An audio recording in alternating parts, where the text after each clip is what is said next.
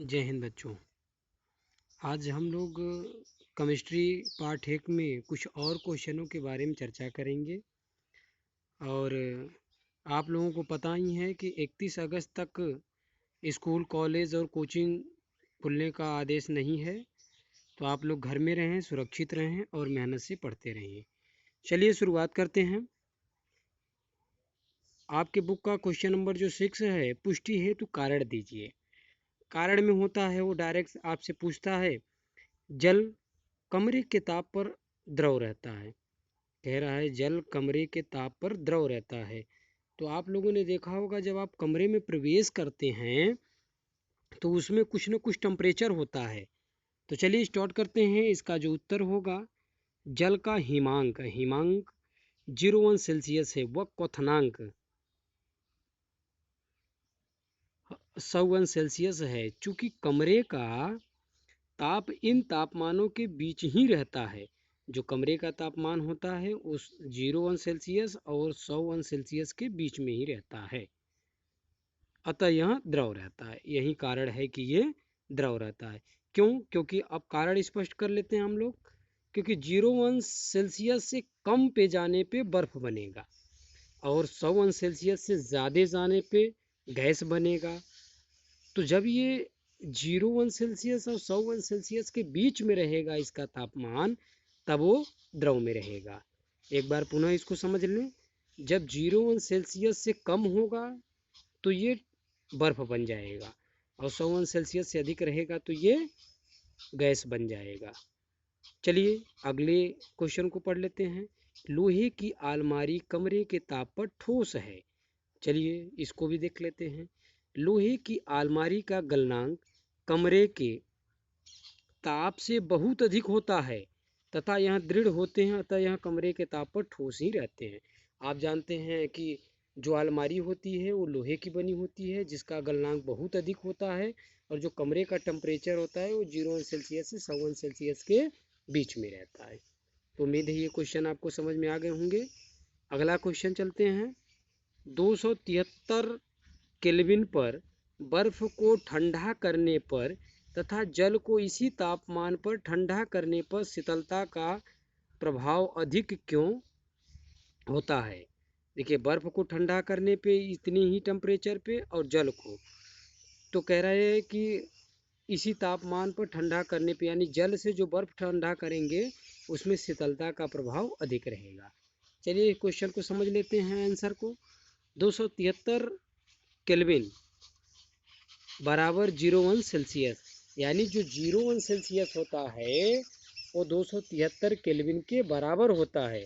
अतः इस ताप पर बर्फ किसी पदार्थ या माध्यम से गुप्त ऊष्मा, गुप्त ऊष्मा माने जो उसको अंदर दी जाए। ये गुप्त ऊष्मा के बारे में हम लोग केमिस्ट्री में अच्छे से अध्ययन करेंगे, सॉरी फिजिक्स में हम लोग अच्छे से अध्ययन करेंगे। कार्य सामर्थ्य एवं ऊष्मा वाले चैप्टर में मिलेगा हम लोगों को। सबकी गुप्त ऊष्मा अलग होती है और नियत होती है। ऊष्मा लेती है जो पहले इसकी अवस्था में परिवर्तन करता है, फिर ताप में, जैसे बर्फ को सबसे पहले गुप्त ऊष्मा दी जाती है, तब ये जो है उसके बाद टेम्परेचर दिया जाता है, तब बदलता है परिवर्तन, फिर ताप में वृद्धि करता है। किंतु इसी ताप पर जल केवल ताप में वृद्धि के लिए ही ऊष्मा प्राप्त करता है। बर्फ के गलन या संगलन की गुप्त ऊष्मा 3.34 गुणे 10⁵ जूल है। ये बर्फ के लिए ये गुप्त ऊष्मा है। अतः बर्फ को जल में बदलने के लिए इतनी ऊष्मा की आवश्यकता होती है। इसलिए बर्फ अधिक शीतलता प्रदान करती है। किसकी वजह से? गुप्त ऊष्मा की वजह से। अब देखिए क्वेश्चन नंबर 8 को देख लेते हैं। उबलते हुए जल अथवा भाप में से जलने की तीव्रता किसमें अधिक महसूस होती है? आप देखे होंगे, कभी आपने जल से जले होंगे, यानी जो पानी है, उबलते हुए पानी से जले होंगे, और जो जैसे कुछ किसी पात्र में जल को उबाला जाए, जैसे दूध, उसके भाप से जलने पे उन दोनों में क्या, किसमें तीव्रता अधिक होती है, इसके बारे में हम लोग कारण स्पष्ट करते हैं। भाप में जलने की तीव्रता अधिक महसूस होती है क्योंकि 273 केल्विन 100 अंश सेल्सियस तापमान पर भाप के कणों में जल के कणों की अपेक्षा गतिज ऊर्जा अधिक होती है, क्योंकि भाप के कणों ने वाष्पीकरण की गुप्त ऊष्मा के रूप में अतिरिक्त ऊष्मा अवशोषित कर ली है। चलिए स्पष्ट कर लेते हैं। आप जानते हैं जो जल है, जो भाप बनेगा वो 100 अंश सेल्सियस से अधिक टेम्परेचर पे बनेगा, और जल तो 100 अंश सेल्सियस से कम रहेगा। तो उसमें जो कणों के बीच की जो तीव्रता होगी, जो गति होगी, वो भाप में बहुत तेजी से गति करेंगे।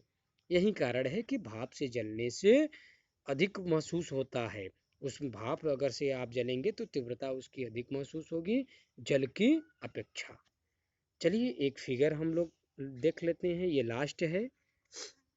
निम्नलिखित चित्र के लिए A B C D E तथा एफ की अवस्था परिवर्तन को नामांकित करें। देखिए पहला है ऊष्मा में वृद्धि तथा दाब में कमी। दाब में यानी जो उसको प्रेशर दिया जाता है और ऊष्मा में वृद्धि की जा रही है। सबसे पहले देख लीजिए, जो ठोस होता है तो वो किस में बदल रहा है, द्रव में, और द्रव से फिर क्या हो रहा है, ठोस में। अब देखिए जो ए है वो दर्शा रहा है कि ठोस से ये द्रव में बदल रहा है, और जो डी है वो दर्शा रहा है कि द्रव से ये, अब देखिए इस तरीके से समझेंगे तो बढ़िया समझ में आएगा। देखिए जो ठोस है वो क्या हो रहा है, पहली वाली लाइन को देखते हैं, ई यानी ये गैस में परिवर्तन हुआ, इसके बाद एफ में, ये फिर ठोस में आया, ये प्रक्रिया समाप्त हुई। यहाँ से जब देखते हैं सीधे चलते हैं, ठोस से ये किस में बदला, द्रव में, द्रव से किस में बदला, गैस में, फिर गैस से किस में बदला, द्रव में, और द्रव से किस में बदला, ठोस में। ये पूरी प्रक्रिया आपकी इसी तरीके से है। ऊष्मा में कमी तथा दाब में वृद्धि। अब देखिए ए क्या है, संगलन है। बी वाष्पन या वाष्पीकरण। ये जो कह रहा है संगलन की अभिक्रिया से ये ठोस द्रव में बदल जाएगा। बी कह रहा है वाष्पन या वाष्पीकरण की अभिक्रिया से ये जो बी है वो द्रव से गैस में बदलेगा। आप जानते हैं वाष्प ही गैस में बदलता है।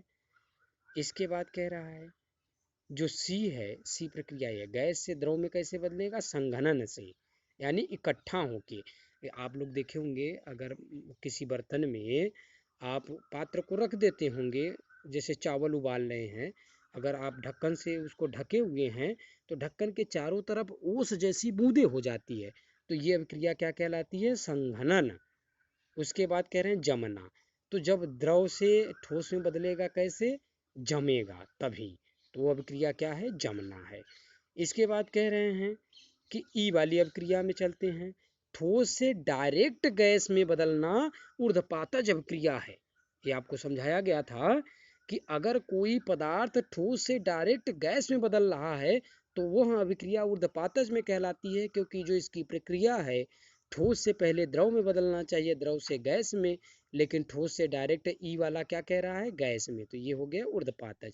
अब देखिए गैस से डायरेक्ट ठोस में बदल रहा है और ये भी ऊर्ध्वपातन अभिक्रिया है, क्योंकि बीच वाली अभिक्रिया इसमें समाप्त हो गई। उम्मीद है आपको समझ में आ गए होंगे। तो आप इसे कॉपी में लिखें और इस वीडियो को 2-3 बार देखें, सुने, समझें, जहाँ न समझ में आए उसको पूछ के आप क्लियर करें, क्योंकि जब तक आपको समझ में नहीं आएगा, क्योंकि 1 महीने तक अभी लॉकडाउन है, तो आप इसको अच्छे से समझते रहिए, पढ़ते रहिए। धन्यवाद।